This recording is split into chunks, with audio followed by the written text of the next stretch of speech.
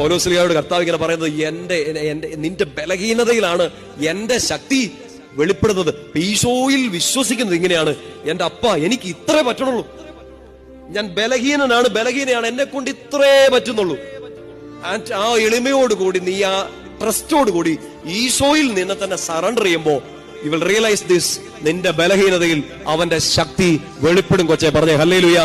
ഇപ്പൊ പറഞ്ഞേക്കണം, ഈശോ എന്റെ വീട് ഇത്ര ഉള്ളെന്ന്.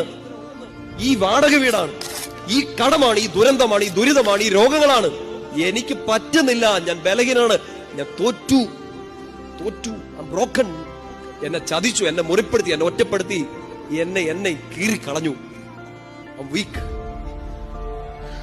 നിന്റെ ബലഹീനതയിൽ നീ തോറ്റു നിൽക്കുമ്പോ, നീ ബ്രോക്കൺ ആയിട്ട് നിൽക്കുമ്പോ, നീ ഹ്യൂമിലിയേറ്റഡ് ആയിട്ട് നിൽക്കുമ്പോ അവന്റെ ശക്തി അറിയാണ്. നീ ട്രസ്റ്റ് ചെയ്യുന്നു.